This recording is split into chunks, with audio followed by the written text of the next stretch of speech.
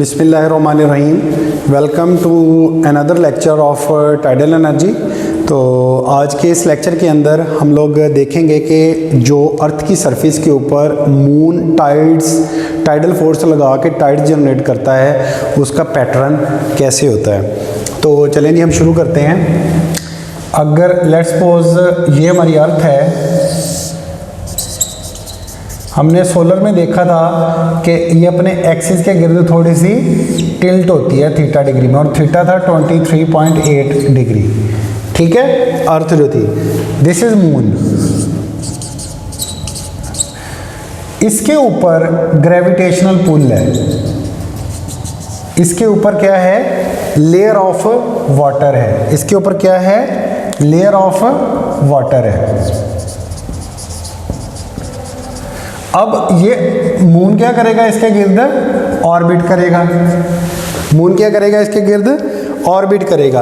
अब moon gravity differential attraction of force की वजह से इस वाले वाटर को इधर खींचेगा, अपनी तरफ खींचेगा।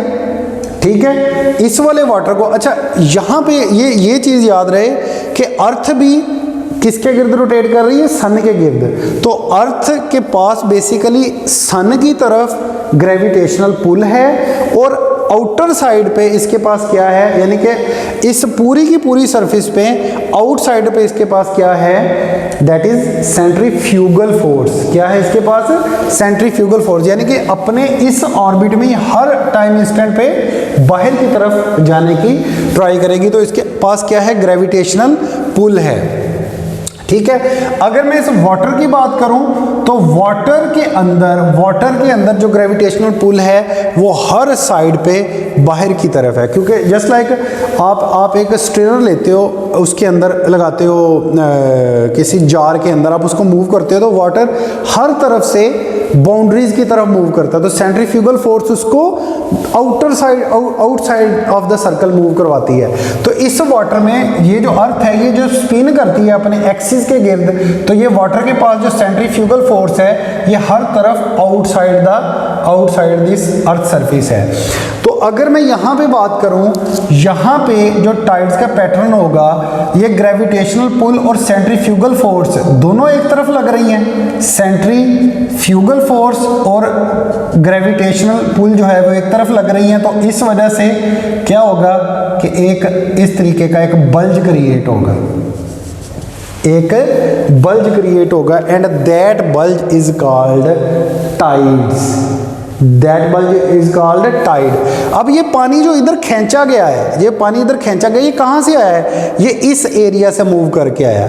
तो इसका मतलब ये कि ये अगर इसका पहले का लेवल यहाँ पे था, तो अब ये कुछ यहाँ पे आ गया, यहाँ पे पानी नीचे आ गया, तो इसकी जो शक्ल बनती है ना अर्थ की, वो कुछ समथिंग लाइक ऐसे बन जाती है। ठीक है, बैक साइड को हम बाद में डिस्कस करते हैं।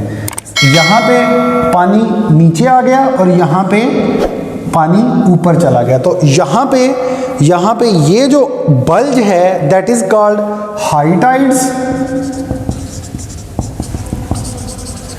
And this is called low tide. समझ लगी?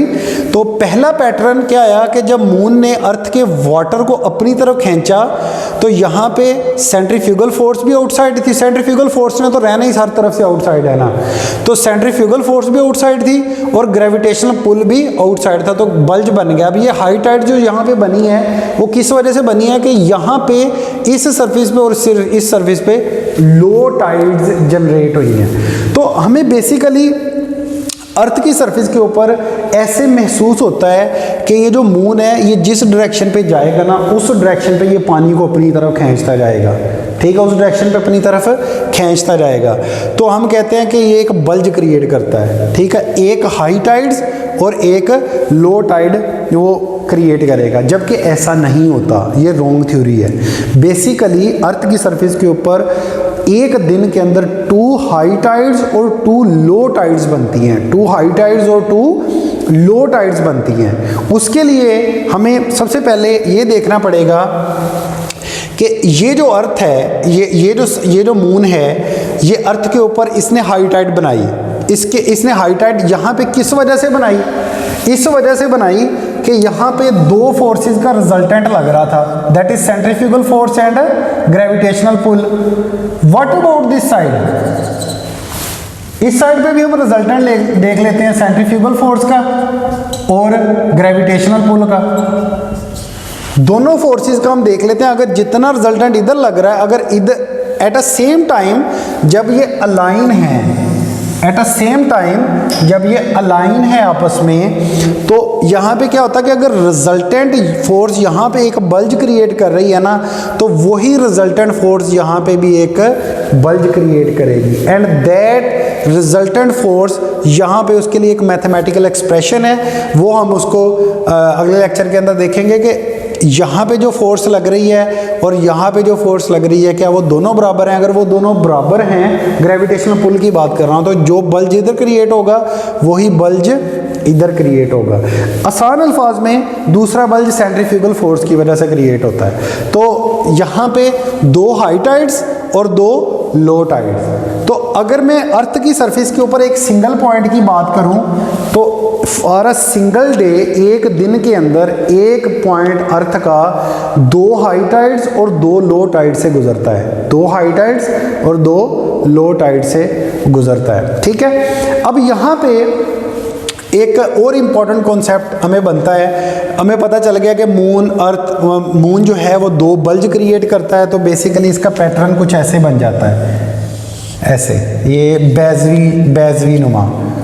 तो बिल्कुल इसके अपोजिट में दो हाई टाइड्स और यहाँ पे दो लो टाइड्स, दो हाई टाइड्स एंड दो लो टाइड्स। यहाँ पे ना इनकी हाइट जो है ना, high tide and low tide, high tide high minus tide low, that is called range of tides.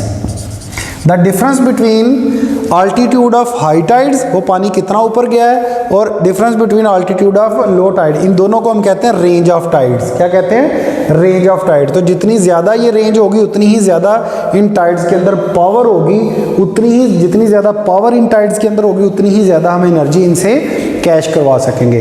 तो होता ये है कि अर्थ जब आपका चांद जो है वो अभी निकलता ही है, यानी कि मंथ के स्टार्ट में होता है, तो मंथ के स्टार्ट में सूरज, चांद और अर्थ एक एक्सिस पे अलाइन होते हैं। इसमें मैं आपको बताता हूँ।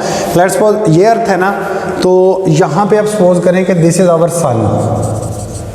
ठीक है, अब क्या होना है कि ये 28 दिन के अंदर इसने इधर आना है, और 14 दिन में इसने इधर आना है, और 14 दिन के बाद इसने दोबारा इधर आना है। तो 28 दिनों में इसने अपना चक्कर अर्थ के गिर्द कंप्लीट करना है। अब हम यहाँ पे ना ये होता है कि जब मून, सन और अर्थ ये अलाइन हो जाए ना एक एक्सिस के अंदर, तो इनका जो अल्टीट्यूड है ना, इनका जो हाइट है वो बहुत ज़्यादा जाती है। ठीक है, तो मैक्सिमम अल्टीट्यूड कब आता है? जब सन, मून और ये स्टार्ट ऑफ मंथ के ऊपर होता है। तो इस चीज़ को हम कहते हैं that is called spring tides, that is called spring tides, that is called spring tides.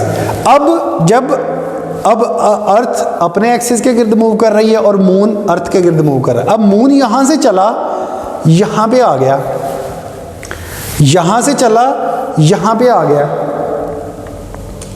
ठीक है, यहां से यहां पे आ गया। अब जो है मून उसको पानी को ऊपर की तरफ खींचने की ट्राई कर रहा है, लेकिन सन के इंटरेक्शन की वजह से वो पूरी की पूरी ऊपर नहीं जा सकती जितनी उसको वो जाना चाहिए। ठीक है, तो दैट इज यहाँ पे जब चांद आता है तो यहाँ पे वो मैक्सिमम अल्टीट्यूड नहीं जा पाता।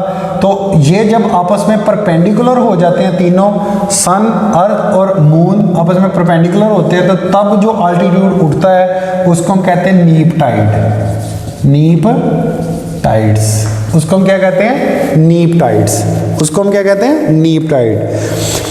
सन, अर्थ और मून जब आपस में परपेंडिकुलर हो गए तो उस चीज को हम क्या कहते हैं? नीप टाइड। और फिर sun, spring tide, neap tide, spring tide, neap tide, then again spring tide. जब यहाँ पे सन आ जाएगा तो ग्रेविटेशनल पुल इसका इधर होगा, और अर्थ जो है, जो सन है, इसको इधर खींचने की ट्राई करेगी, लेकिन जो रिजल्टेंट निकलेगा वो इस नीप टाइड से देन अगेन ज़्यादा ही होता है। तो इस वजह से जो अर्थ जब एक मंथ के अंदर जब रोटेट करता है तो उसके अंदर क्या होता है, स्प्रिंग टाइड्स और नीप टाइड। जब ये अलाइन हो जाते हैं आपस में, जब ये अलाइन हो जाते हैं तो स्प्रिंग टाइड बनती है, और जब ये परपेंडिकुलर चले जाती है तो आपस में ये नीप टाइड। नीप टाइड का मतलब है कि वो उससे उतने अल्टीट्यूड पे नहीं जा सकती। तो इसका एक प्रूव है, द रेशो ऑफ, बुक वाला इसको ना और से शो करता है, स्प्रिंग टाइड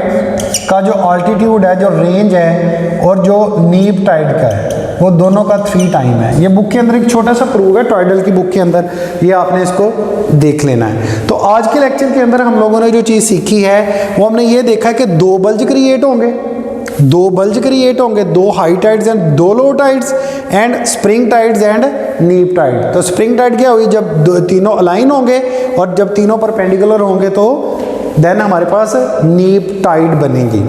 समझ लगी? तो अगले लेक्चर के अंदर हम ये देखेंगे मैथमेटिकली कि यहाँ पे जो मून रिजल्टेंट फोर्स लगा रहा है और जो यहाँ पे रिजल्टेंट फोर्स लगा रहा है, क्या वो दोनों बराबर हैं? अगर वो दोनों बराबर हैं तो then this resultant force would cause a bulge at a same time here and at a same time here. तो 2 बल्ज यहाँ पे क्रिएट होंगे। तो अगले लेक्चर के अंदर हम लोग इस चीज़ का ये देखेंगे कि दोनों कितना फोर्स, इक्वल फोर्स लगा रही हैं या नहीं लगा रही। अल्लाह हाफिज़।